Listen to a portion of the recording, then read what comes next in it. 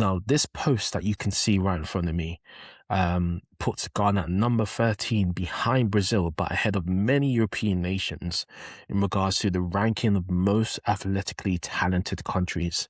Now, raw talent must become systematic excellence to scale globally, but Ghana recently qualified for this summer's World Cup taking place in the United States in 2026. So we're all going to be behind Ghana. We're all going to be rooting for them, cheering with the nation as well.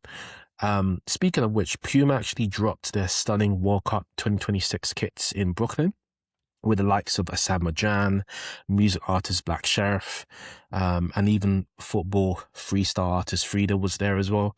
And they were all present for the launch of the nation's home kit. So we also have to recognize that it's another World Cup year and Ghana's in the World Cup once again. So let's go Ghana.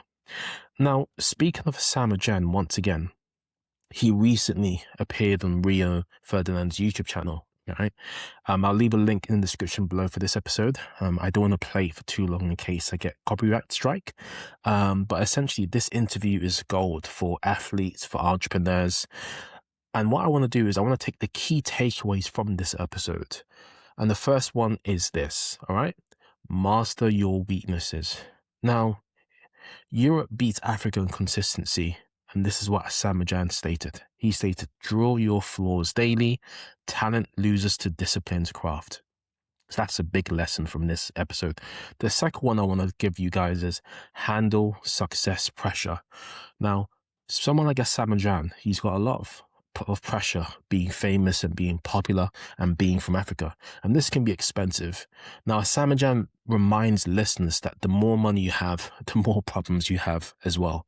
A bit like that Biggie song, right?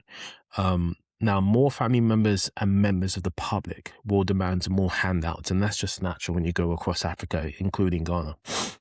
Now, Gyan said in his interview that he gives generously, but he always sets boundaries.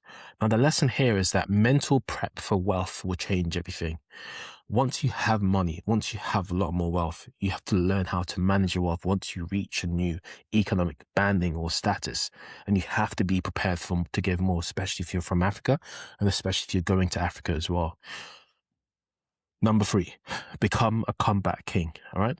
Now, the 2010 World Cup heartbreak versus Uruguay, Asamoah Gyan took the first penalty in the shootout.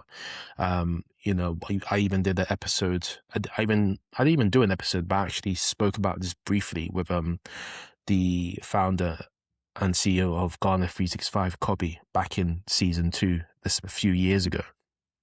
And we spoke about this. Now, I'll leave a link in the description below for this clip so you can listen to the whole clip. Now, Asamoah Gyan took the first penalty in the shootout. He faced failure immediately. But the trick here is to not let failure define you. This is what he said when speaking to Rio. Now, we dived a bit more into this, so I'll leave a link below once again. All right? So, number 4, national duty mindset. Now, club football equals a job. Black Stars equals sacred duty.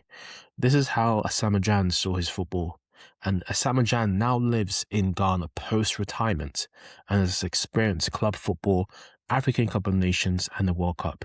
He's experienced the heights of heights, but he still feels the African Cup of Nations is the most important tournament out of all of the tournaments that he's done.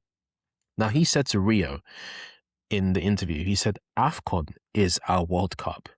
Now, having a mindset like that, putting your country and your people first, is a great mindset to have. And it's something that we can apply to our careers, our businesses, and even ourselves as athletes, if you're an athlete or up-and-coming athlete as well. Now, if we continue on this thread, I think we can all agree that this also applies beyond football, right? So in the interview I did with Veronica, Personal Pain Unleashed, Profit and Purpose, which I'll leave a link to in the description below, we saw entrepreneurs turn setbacks into businesses.